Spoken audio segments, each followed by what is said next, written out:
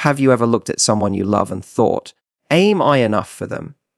That quiet fear that creeps in when they don't reply to your text fast enough, or when they laugh just a little too much at someone else's joke. It's that knot in your stomach that whispers, what if I lose them? If you've ever been there, and let's be honest, most of us have, then you know how exhausting insecurity can be. But here's the truth no one tells you: insecurity isn't about them. It's about you, about the story you're telling yourself. And the beautiful thing, you can change that story today.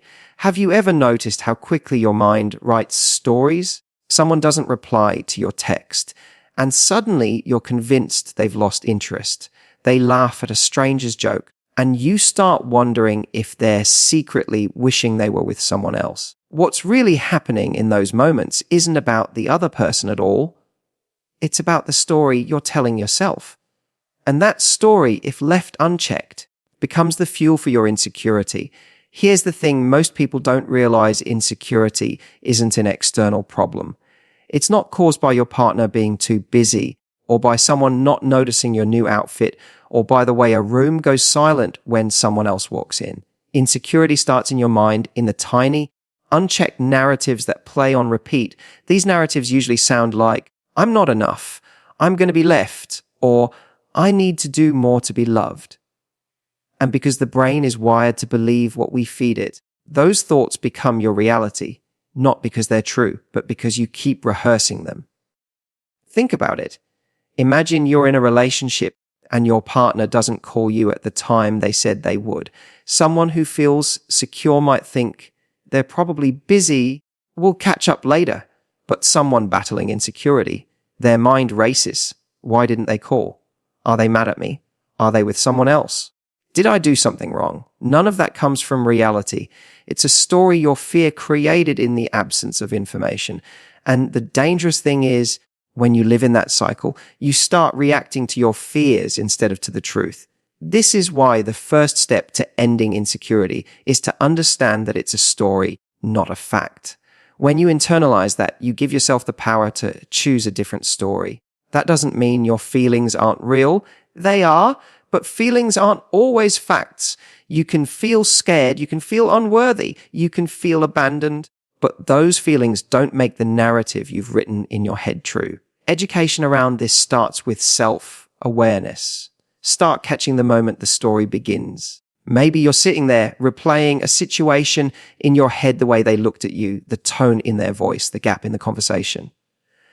Pause and ask yourself, what evidence do I actually have? Is this a story based on something real, or is it just my fear talking? That one question alone is powerful because it interrupts the spiral and forces your brain to think critically instead of emotionally. It's also important to recognize where the story comes from. Many insecurities are rooted in past experiences. A childhood where you didn't feel seen, a past relationship where trust was broken, moments where you learned, consciously or not, that love had to be earned. When you bring those old experiences into new situations, your brain tries to protect you by scanning for danger, even when there is none. But protection and connection can't exist in the same space. If you're always defending yourself from a threat that isn't there, you never get to experience the safety that allows love to grow. To shift this pattern, you have to start rewriting your inner dialogue. Instead of telling yourself, they're pulling away because I'm not good enough, try, I don't have all the information yet. Let me wait and see before I decide what this means.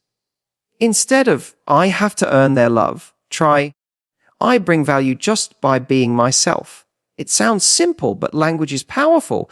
The way you speak to yourself sets the tone for how you show up in your relationships. Another crucial element is understanding that insecurity thrives in silence. When you keep your fears bottled up, they grow louder. But when you express your needs calmly and without accusation, you create space for reassurance and understanding.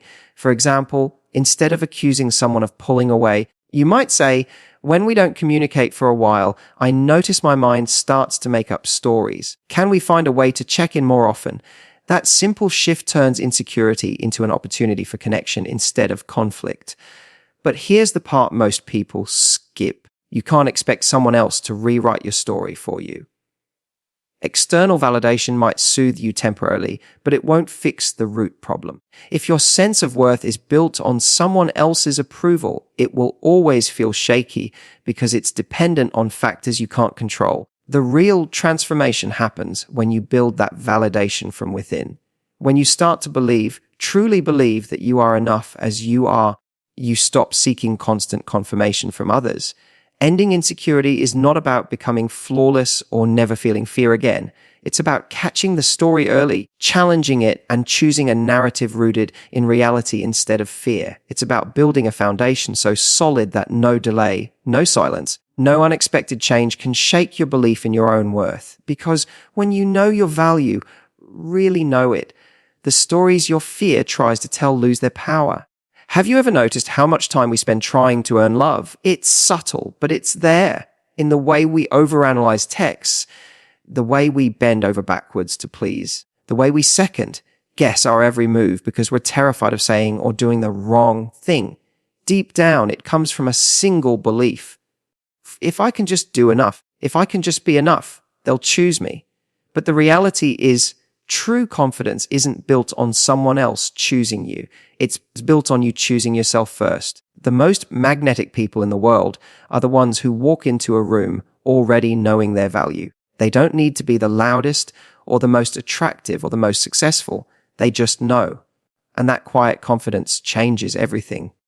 Not just in relationships, but in every interaction they have. When you know your worth, you stop performing for approval. You stop negotiating your boundaries just to keep someone interested. And most importantly, you stop confusing attention with love. True confidence starts with one simple shift, deciding that you are enough before anyone else decides it for you. Think about how much of your energy goes into waiting for someone to validate you. A compliment, a text, a like on social media. Each one feels like a hit of oxygen, proof that you're wanted. But here's the problem with that pattern. As long as your sense of worth is dependent on someone else, it will always be fragile. The moment they pull away, or the moment the attention fades, you feel empty again. When you flip the script, everything changes. Instead of asking, do they like me? You start asking, do I like me in this moment?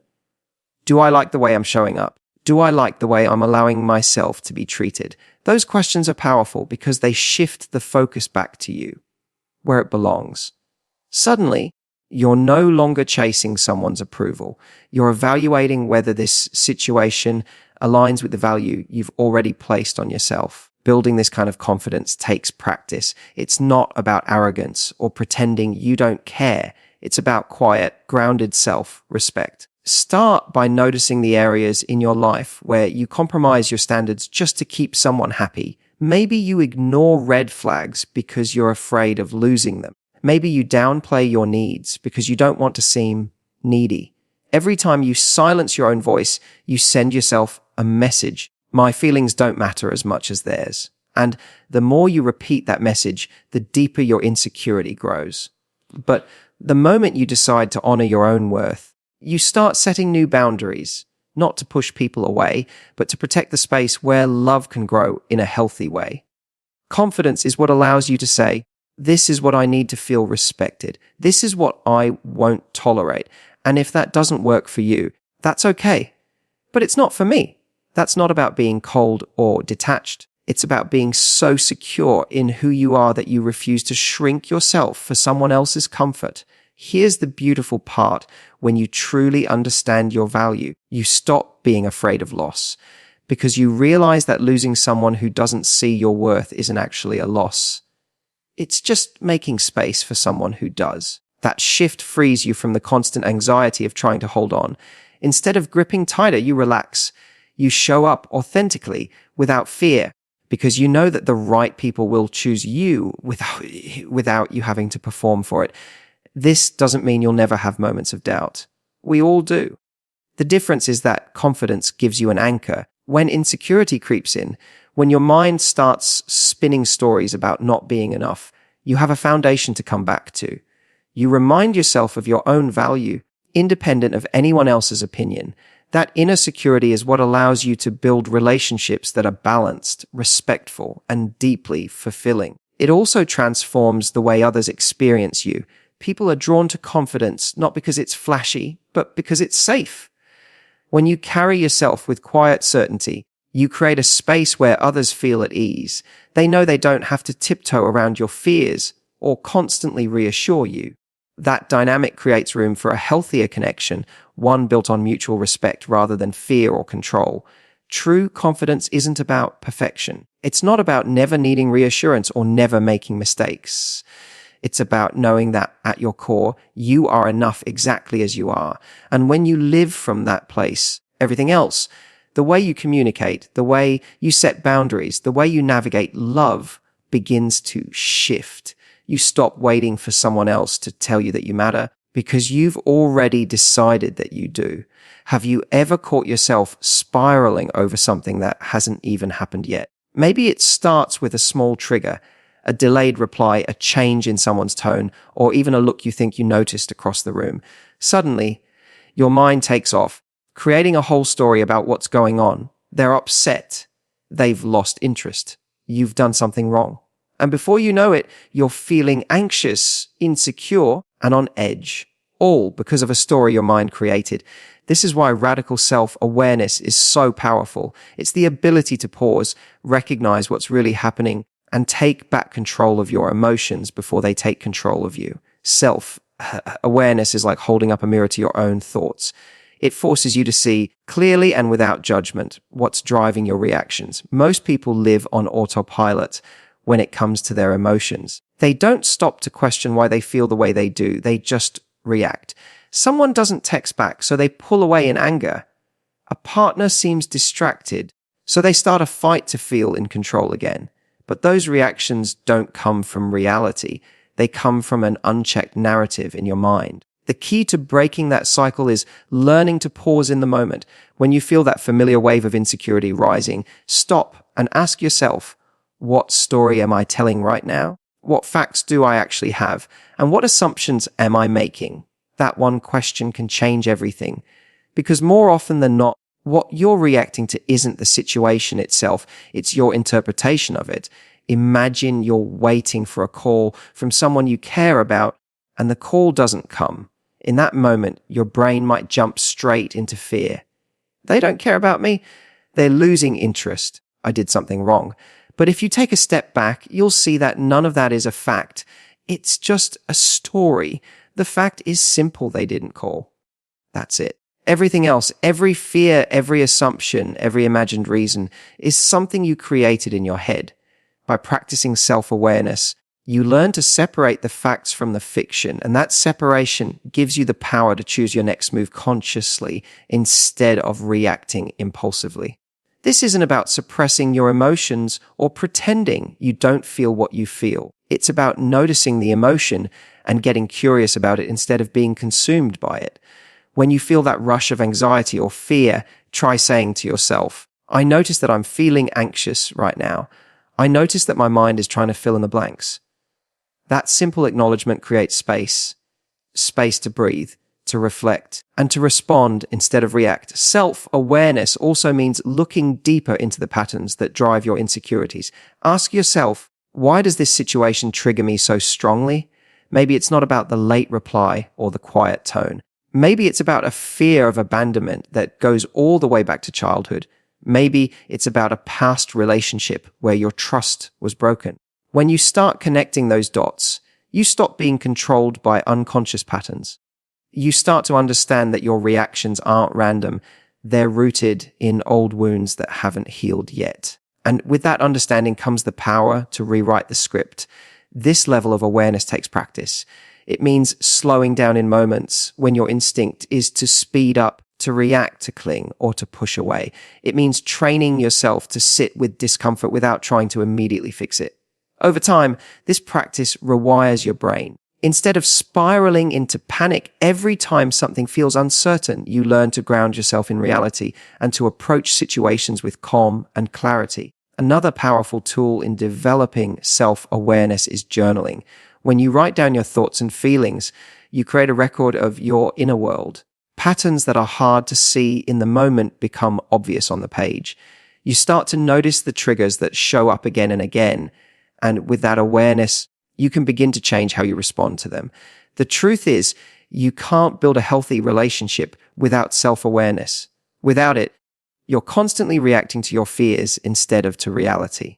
You end up creating problems that don't exist or making situations worse because you're acting out of panic rather than presence. But when you practice awareness, when you learn to pause, to question, and to observe, you give yourself the gift of choice. You get to decide how you want to respond. And here's the most empowering part: when you become aware of your patterns, you stop looking for other people to fix your feelings. You realize that no one else is responsible for calming your fears or soothing your insecurities. That's your work. And when you take ownership of that work, you show up differently in your relationships. You're calmer, you're clearer, you're more grounded. And because of that, you create space for healthier, more authentic connections. Connections that aren't built on fear, but on trust, awareness, and choice. Have you ever been in a moment where you wanted to express what you were feeling, but you held back because you were terrified of seeming needy, dramatic, or too much? So instead, you stayed quiet, hoping the other person would somehow just understand what you needed without you ever having to say it. That silence, that fear, is what keeps so many relationships stuck in cycles of misunderstanding and pain. The truth is, expressing your needs isn't what ruins relationships. It's the way we often express them, coming from a place of fear rather than calm clarity. Vulnerability is powerful, but it becomes truly transformative when you learn how to express it without desperation. Desperation pushes people away because it carries an energy of panic and fear. It says, if you don't meet this need, I'm going to fall apart. And that creates pressure that no healthy relationship can thrive under. On the other hand, calm vulnerability creates connection. It says, this is what I feel, this is what I need, and I'm sharing it because I want to build something honest with you. The difference between the two is night and day. Think about it. If you tell someone, you never spend time with me anymore, you don't care about me, that's fear talking.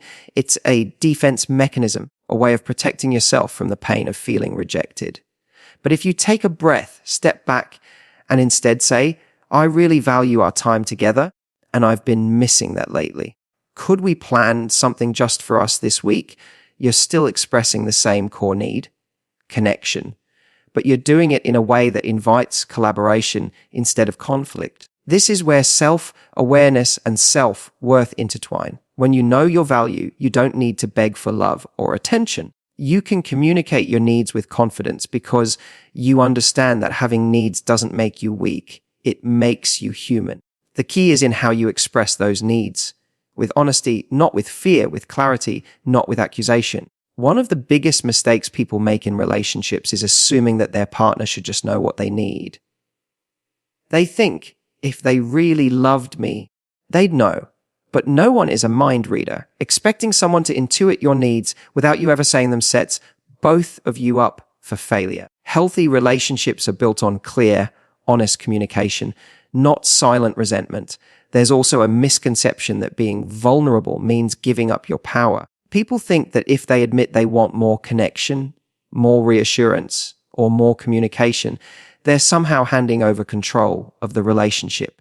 But real strength comes from owning your truth without shame. It takes confidence to say, this is how I feel, and this is what I need to feel secure and happy, without demanding, manipulating, or begging. And here's where the magic happens. When you express yourself in a grounded, authentic way, you create space for the other person to respond with the same openness. It shifts the dynamic from defensiveness to collaboration.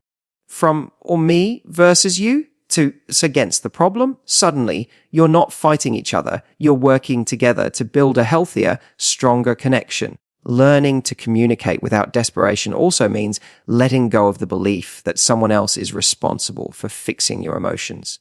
Your feelings are yours to manage. That doesn't mean you shouldn't share them, but it does mean you take ownership of them. Instead of saying, you make me feel unwanted, you shift to, when we don't spend time together, I notice that I feel disconnected. I'd love to find ways to change that. That language removes blame and opens the door to solutions. This kind of communication is a skill, and like any skill, it takes practice. Start small. The next time you feel a need bubbling up, Whether it's for more quality time, more affection, or just a deeper conversation, pause before you speak. Check in with yourself. Ask, am I about to speak from fear or from clarity? If it's fear, breathe, ground yourself, and wait until you can communicate calmly. If it's clarity, speak your truth with confidence, knowing that your needs are valid and worth expressing. Over time, this practice changes the way you show up in every relationship. You stop lashing out when you feel insecure. You stop shutting down when you're afraid of rejection. Instead, you lean into honest, calm dialogue. And here's the beautiful part: the more you practice this, the safer your relationships feel, not just for you, but for the other person too. They know that they can trust you to be honest without attacking, that they can trust you to be open without being overwhelming. When vulnerability is expressed without desperation, it becomes an invitation to grow, to connect, to build something deeper and more authentic. And when you start living that way, relationships stop feeling like battles to be won and start feeling like partnerships worth nurturing. Have you ever noticed how, when you feel insecure in a relationship, your mind automatically scans for what's missing? It's like you develop this radar that only detects the moments when they don't call, when they don't notice something you did, or when they seem distracted. You could share 100 beautiful moments together, but the second they're quiet or distant, your brain forgets every good thing and zooms in on that one fear. That's how insecurity works. It thrives in scarcity. It convinces you that there's not enough love, not enough attention, not enough certainty.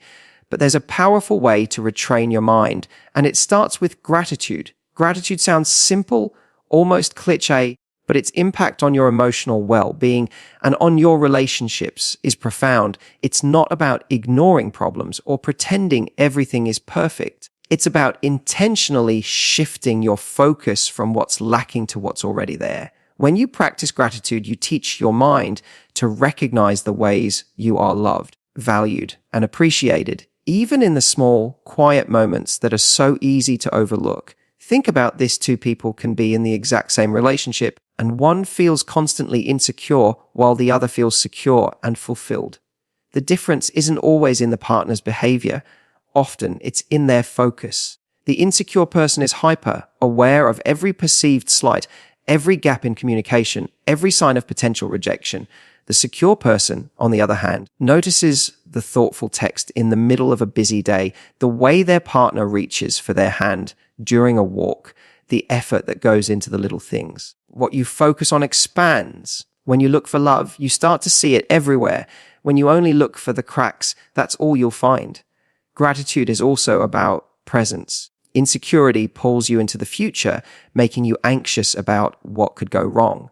Gratitude anchors you in the present, reminding you of what's going right now. That shift creates a sense of calm that insecurity can't coexist with. It's impossible to feel grateful and anxious at the exact same moment. Your mind can't fully occupy those two states at once. One of the most powerful ways to cultivate gratitude is to build a daily practice around it. Start simple. At the end of each day, write down 3 things you appreciate about your partner, about your relationship, or about your own growth. They don't have to be grand gestures. It could be the way they made you laugh during dinner, the coffee they brought you in the morning, or even the patience you showed during a tough conversation.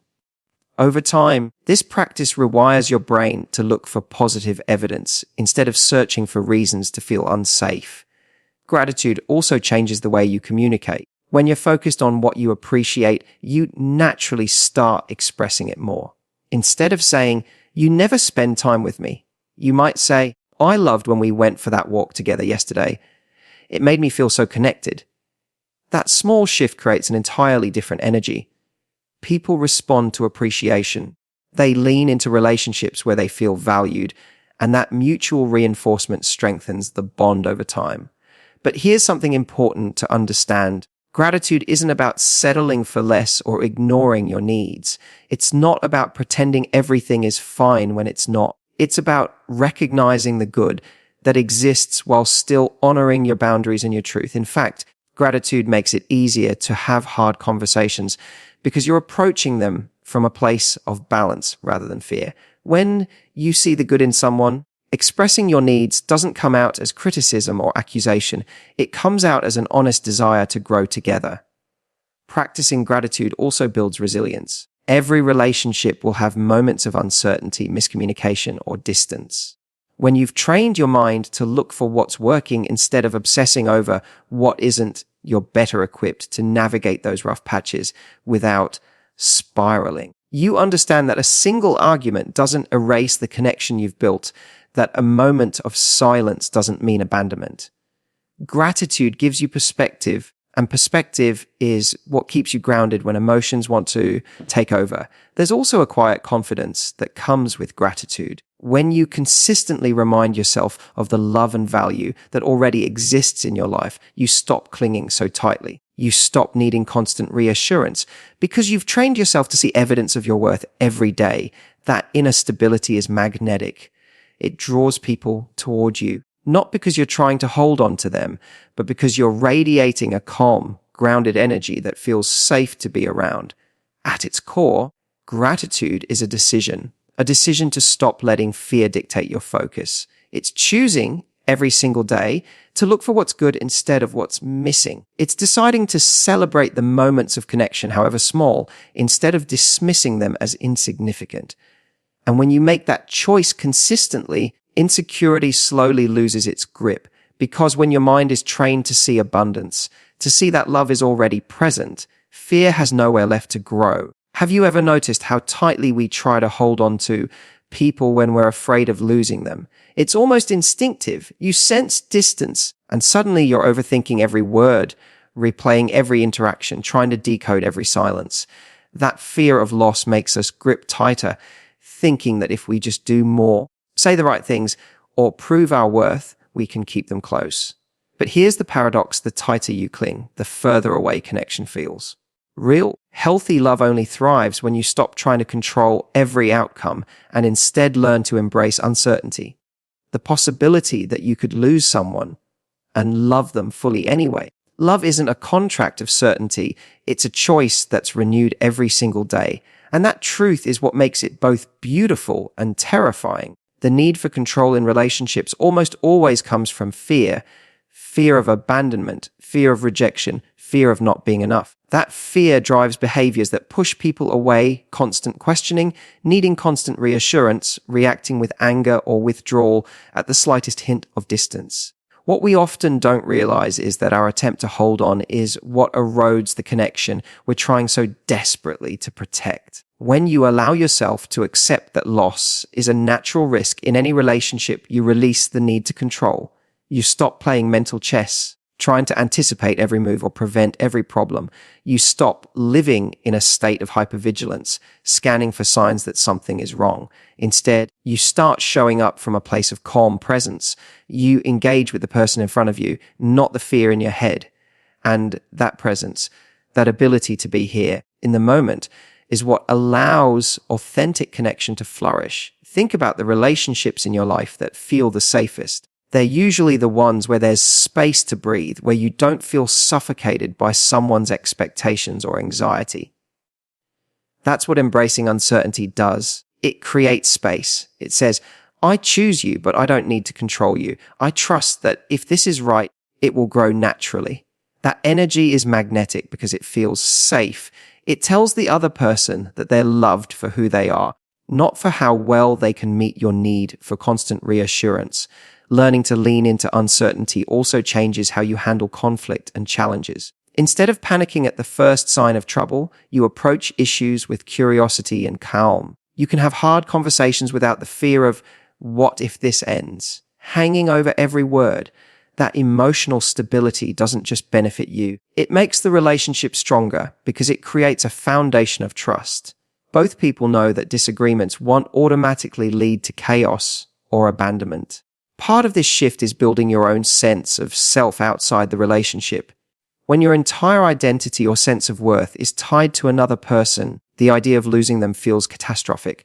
But when you cultivate a full, meaningful life, friendships, passions, goals, and values that are yours alone, you stop viewing love as the only source of your happiness.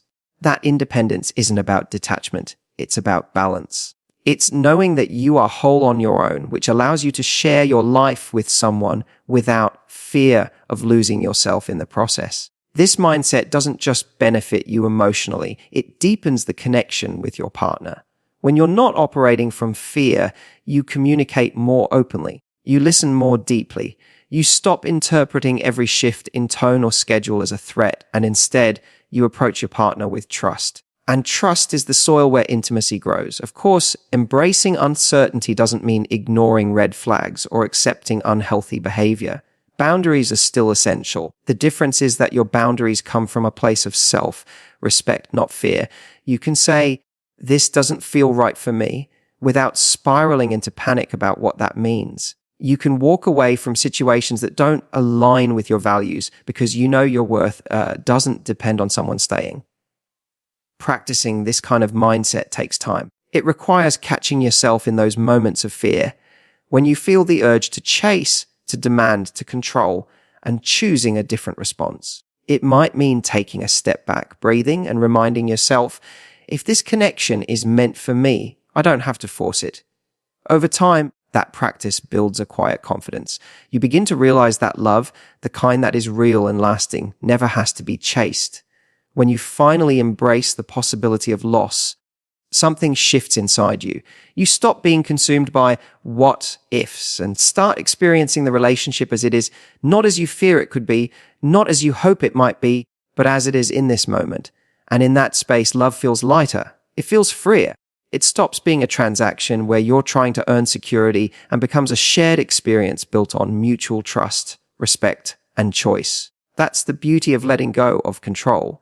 When you accept that there are no guarantees, you stop clinging to people out of fear and start choosing them from a place of strength. You love more deeply, more openly, because you know that whether they stay or whether they go, your value remains untouched. And that quiet, grounded confidence is what makes love truly thrive. At the heart of every healthy, thriving relationship is a choice, the choice to build from a place of awareness, self-respect, and trust rather than fear.